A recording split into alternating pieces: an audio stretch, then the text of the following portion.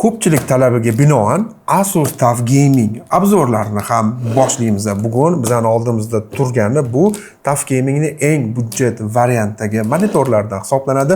Muhimi oq rangda. Asus TUF Gaming VG279Q3A deb qo'shimchasiga W ham bor bo'lgan monitor hisoblanadi. Ushbu monitorimiz 27 Full HD 180 Hz oq va qora ranglari ham bor. Boshqa mahsulotlar singari shu monitorda ham rangi oq bo'lgani uchun $10 orada farqi bor. Ya'ni buni qora modelni ham xarid qilsangiz bo'ladi. Bugun bizning nishonda esa ushbu oq rangdagisi. Kelinglar, har doimgidek birinchi galda qadoq tarkibidan nimalar chiqishini ko'rib olamiz. Undan keyin monitorimizning texnik jihatlari, uchinchisi o'yin uchun qanaqangi qulay fishkalar bor. Albatta Asus bo'lgandan keyin bir nimalar bo'lish kerak.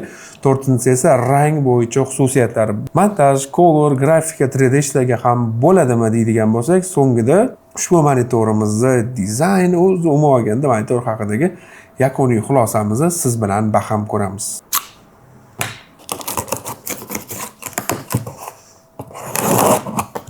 Hamda strelkasi bor. Shu strelkani pastga qaratib ochsak, korobkadan biz to'g'ri ochgan bo'lamiz. Har doimgidek monitorlarni ochishdan oldin mana bu joyini chiqarib qo'yish esdan chiqmasin. Shu ham bizga ancha xalaqit beradi ochishimizga. Ya'ni mana bu joyini chiqarib qo'yaylik. Bu joy mana bu ham bor. Buni ham chiqarib qo'ymasak, po'ki yaxshi chiqmaydi. Ana endi qadoq tarkibidan nimalar chiqishini ko'ramiz. Asus yo'riqnomasi, makulatura. Bu ham qanaqa yig'ish, ishlatish, yana bitta makulatura. Hop, eng yaxshisi Asus o'zining original DisplayPort kabeli.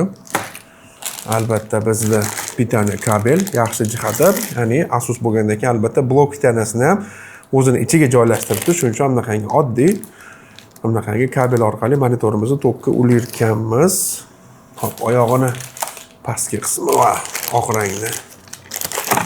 Oq rangi degan narsalar qanaqadir boshqacha ta'sirot uyg'otmoqda menda.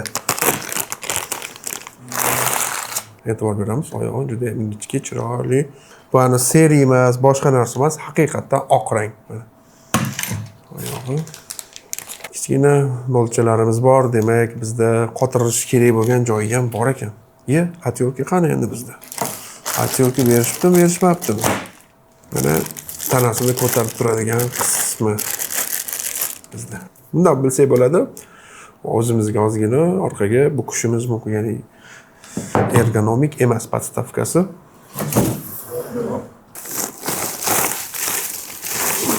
E'tibor beradigan joyimizcha bab Asusda ana qolganlarda mana bu joyicha vesaga qotirsa bo'ladigan joyi ochuv bo'lib ko'rinib turadi-yu.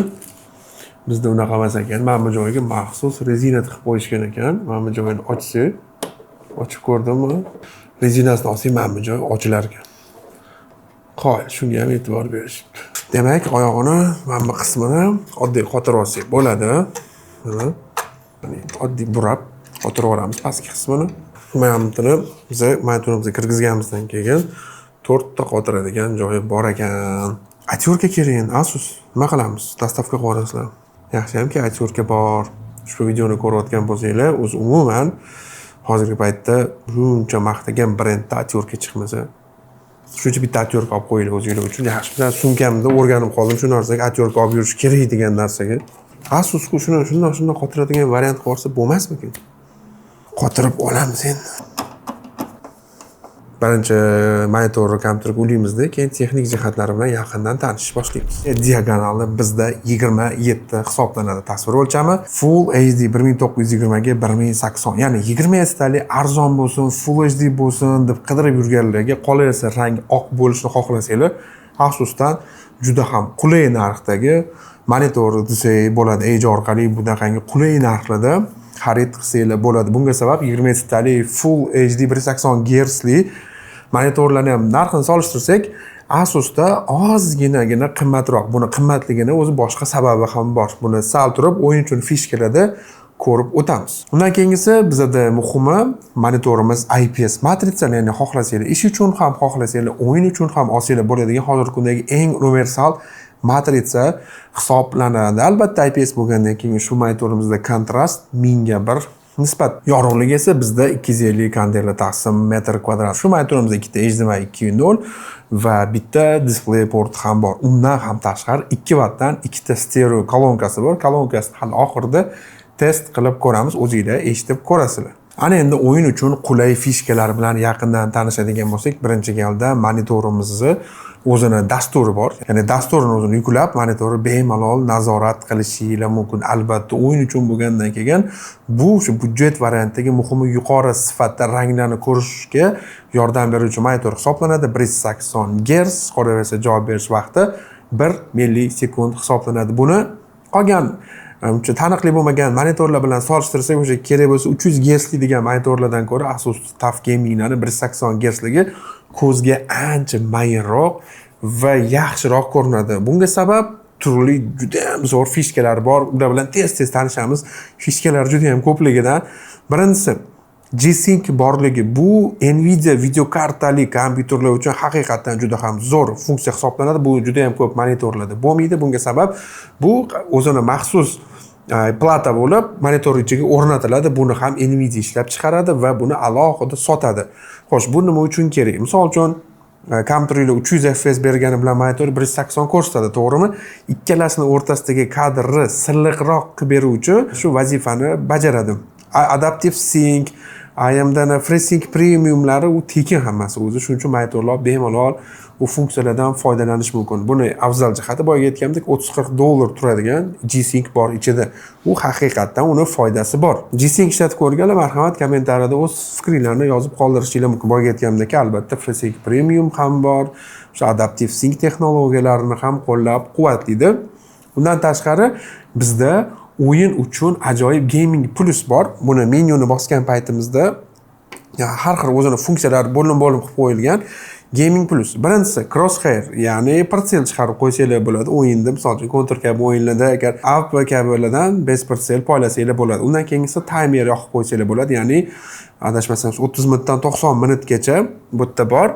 Yoqib qo'ysanglar avtomatik monitor o'chadi. Yoki teskarisi ham bor, stopwatch degan. Pastda shunchaki timer vaqtni hisoblashni boshlaydi. Undan tashqari FPS ni ham burchakda ko'rsatib turadiganini biz aynan shu Gaming Plus ichidan olib yoqib qo'ysak bo'ladi. Undan keyin Game Visual deb nomlangan rejimlari bo'lib, uni ochsangiz sizlarda 7 xil rejim turadi. Misol uchun Cinema, RPG, FPS kabi mana shu rejimlarning birortasini tanlab ishlatib ko'rsanglar bo'ladi. Asusda marketinglaridan bittasi desak bo'ladi. Ayniqsa ko'z uchun himoya bo'yicha bilamizki, Asus, Dell, BenQ'lar ancha Samsunglar oldingi o'rinda turadi. Shu monitorimizda ham flicker free, ya'ni o'chib yonishlarga qarshi, ya'ni flicker free texnologiyasi ancha yaxshi edi. Undan tashqari low blue light, ya'ni qolgan monitorlarga o'xshab ko'kimtirroq bir rangni emas, haqiqatdan maza qilib ranglarni ko'rsanglar bo'ladi. Undan ham tashqari bizda Asus ajoyib texnologiyasi bor. Aynan shu texnologiya sizlarning kadrni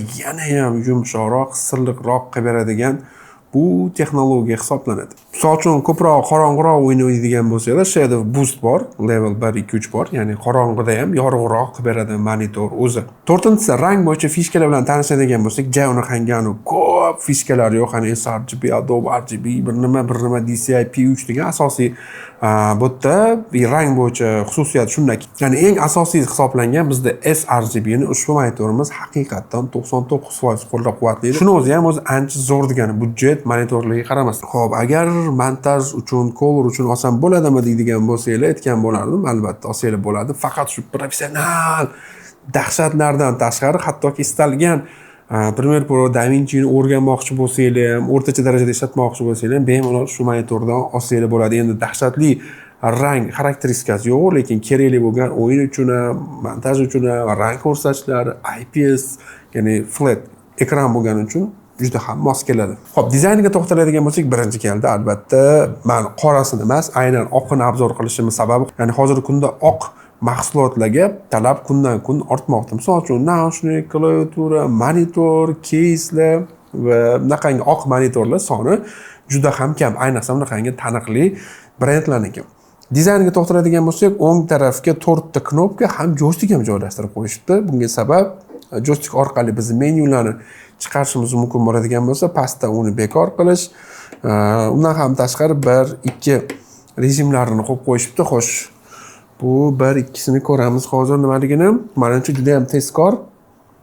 Birinchisi Game Plus. Ya'ni o'yinda kerakli bo'lgan funksiyalar bu yerda o'rin olgan bo'lsa, ikkinchi knopkasi bizda o'sha o'yin rejimlari, ya'ni asosiy e'tibor o'yinga qaratilgan ekan. Shu ikkita knopka, bittasida o'yin rejimlari, bittasi o'yin uchun qo'shimcha o'sha plus imkoniyatlari uchun knopka ekan. Eng pastdagisi esa shunchaki monitorni o'chirib yoqish. Ushbu monitor haqida 5 ta jihatini ko'rib chiqdik. Necha ball qo'ygan bo'lardingiz deydigan bo'lsangiz, men 4.8, 7 qo'ygan bo'lardim. Menga asosiy yoqmagan jihati shu ergonomik podstavkasi yo'qligi, asos bo'lgandan keyin qo'yish kerak edi va DCI-P3 va Adobe RGB yo'qligi uchun men shunaqa 4.7 qo'ygan bo'lardim. Lekin qolgan ishlarga muhimi budjet, oq rang, 180 Hz, 20 lik IPS monitor olmoqchi bo'lsanglar, muhimi ya'ni budjet, eng yaxshi narsa olmoqchi bo'lsanglar, sizga albatta mos keladi. Qora rangi ham bor. Videolarimiz yoqayotgan bo'lsa, like bosish, kommentariyada o'z fikringizni yozib qoldirish, yaqin do'stlarga yuborib qo'yish esdan chiqmasin. Charchamanglar. Salom.